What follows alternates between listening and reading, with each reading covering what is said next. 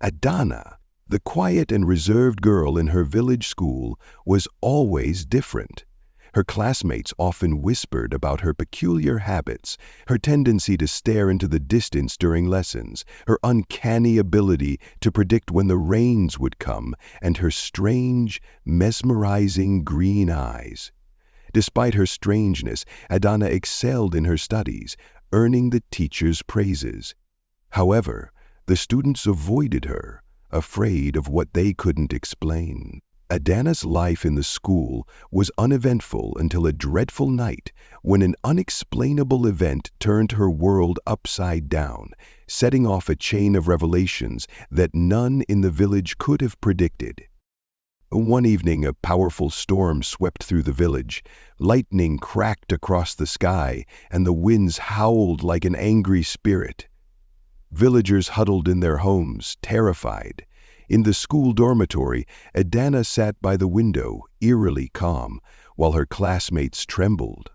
A blinding flash of lightning struck a tree outside, and when the thunder rolled, the tree split in two.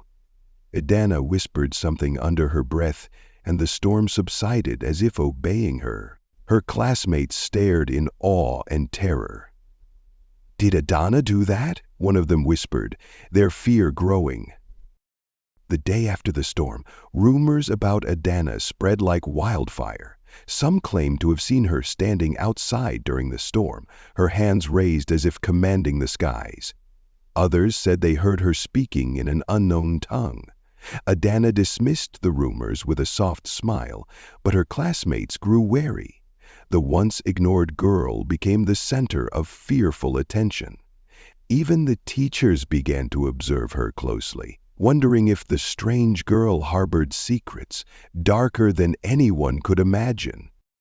The village elder, Baba Onu, visited the school to speak to the students about the storm. His deep, gravelly voice carried a warning. The spirits are restless. When the unnatural occurs, it is a sign. Beware of what you do not understand. His words stirred unease among the students. One of Adana's bold classmates, Kemi, glanced at her and whispered, "He's talking about her." Baba Onu's gaze lingered on Adana for a moment before he left by the door. That night, strange shadows danced on the walls of the dormitory. The other girls huddled together, terrified. They claimed to see figures moving in the dark, though no one was there. Adana remained in her bed, silent and calm, her eyes glowing faintly in the moonlight. When the morning came, the girls demanded answers. "What are you hiding, Adana?" Kemi shouted. Adana's response was cryptic. "Not everything that moves in the dark is evil." During a class trip to the forest, Adana wandered off alone. When her classmates found her, she was sitting in a clearing, surrounded by butterflies. The colorful insects swirled around her, landing gently on her shoulders and hands, as if she were one of them. Her classmates gasped, but Adana merely smiled. "The forest has always been kind to me," she said. Kemi, emboldened by fear, muttered, "You're not normal, Adana. What are you hiding?" Kemi's fear grew into open hostility. She accused Adana of witchcraft, claiming that Adana's strange abilities endangered the entire school. Some students supported Kemi, while others defended Adana, insisting there was no proof. The tension between Adana and her classmates reached a boiling point. Adana, however, remained calm and unbothered, her enigmatic smile never leaving her face. During a school festival, a traditional masquerade passed through the village. As the students watched, the masquerade stopped in front of Adana, bowing slightly before moving on. Everyone gasped. The masquerade was said to bow only to powerful spirits or witches. Adana shrugged off the incident, but her classmates were convinced this was proof of her supernatural nature. One of the older teachers, Madame Ifoma, called Adana aside. "I know what you are, child," she said softly. "I've seen your kind before. You must be careful. The world fears what it doesn't understand." Adana stared at her, surprised. "You don't think I'm evil?" she asked. Madame Ifoma shook her head. "Power is not evil. How you use it is what matters." One night, Adana's powers were fully revealed. A snake slithered into the dormitory, causing panic among the girls. As the snake coiled to strike, Adana calmly stepped forward, muttering an incantation. The snake froze, then slithered away harmlessly. The room fell silent. "You're a witch," Cami whispered, her voice trembling. Adana looked at her and said, "I am more than what you think." Adana revealed her secret to a few trusted friends. Her powers were a gift from her ancestors, passed down through her family. She was a guardian of balance, tasked with protecting the village from unseen dangers. Her classmates were shocked, but some began to see her in a new light. "If you're here to protect us, why hide?" one of them asked. Adana replied, "Because fear blinds people to the truth." Baba Onu summoned Adana to his hut. He revealed that the village had a dark past, a curse placed on it by a powerful sorcerer. The storm, the shadows, and the snake were all signs that the curse was awakening. "Only someone with your power can stop it," he said. Adana hesitated, unsure if she was ready for such a responsibility. Adana ventured into the forbidden forest to seek answers. She encountered mystical creatures and spirits, some friendly and others hostile. She discovered that the sorcerer's power was tied to a hidden artifact buried deep within the forest. Adana knew she had to find it to break the curse. A wise forest spirit appeared to Adana, warning her of the dangers ahead. "Your classmates will betray you before the end," it said. Adana was shaken but determined. She returned to the school with newfound resolve, but the spirit's warning lingered in her mind. Adana returned from the forbidden forest and shared her findings with her closest friends, believing they would support her. However, fear and jealousy began to grow among them. Kemi, still holding on to her resentment, convinced others that Adana's powers were too dangerous to trust. "She's the reason the curse is awakening," Kemi argued. Some classmates began to distance themselves, while others plotted to reveal Adana's secret to the village elders.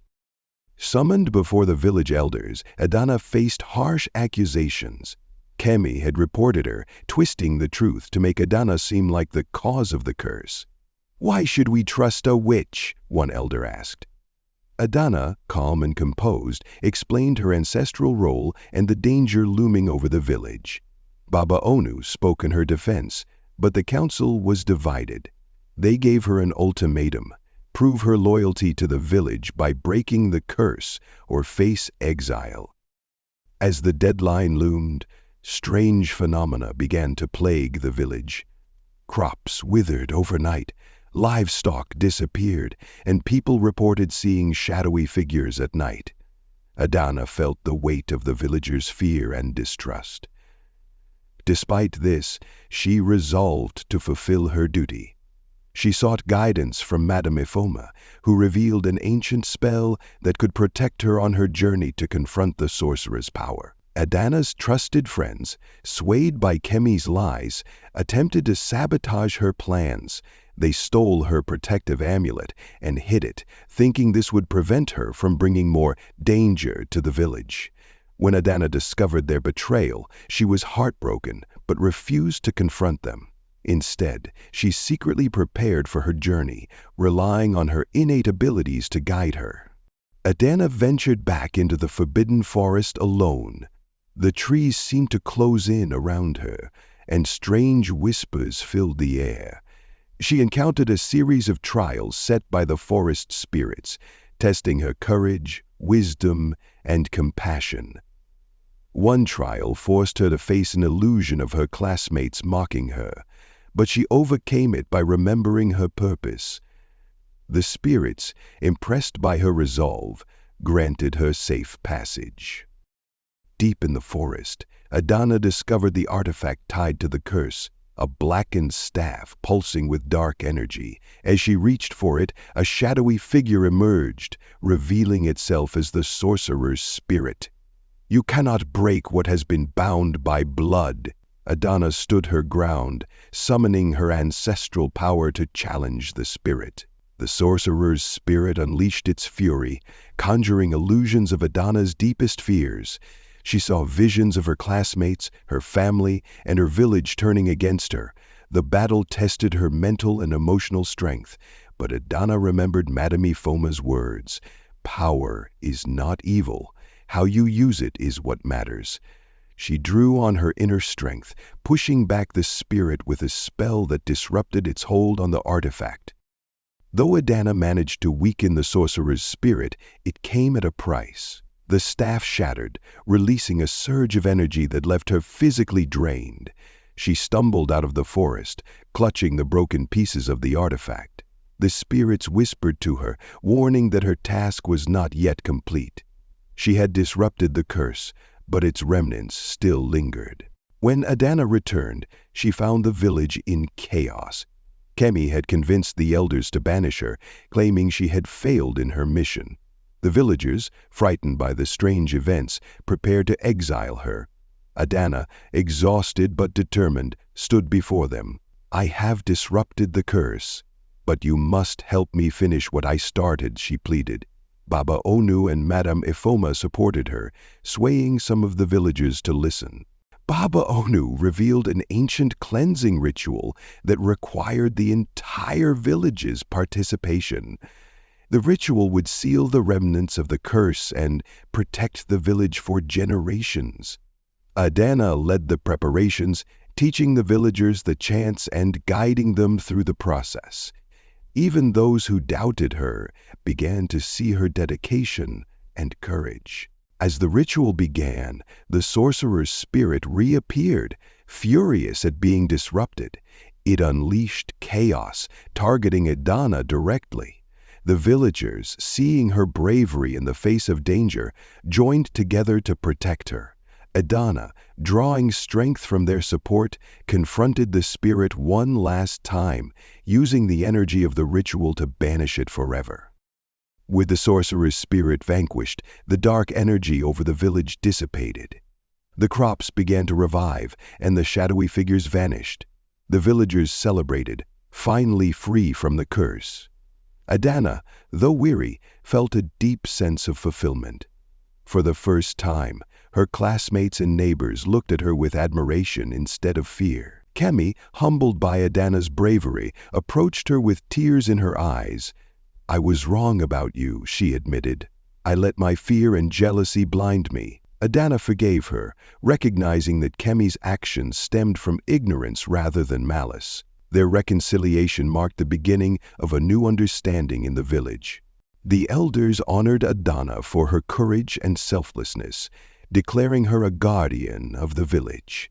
Baba Onu gave her a ceremonial staff as a symbol of her role. The villagers, inspired by her example, vowed to be more open-minded and supportive of those who were different. Adana returned to school no longer the outcast. Her classmates, once wary of her, now sought her friendship and advice. She used her powers not only to protect, but also to teach others about acceptance and understanding. The once divided community grew closer, united by their shared experiences.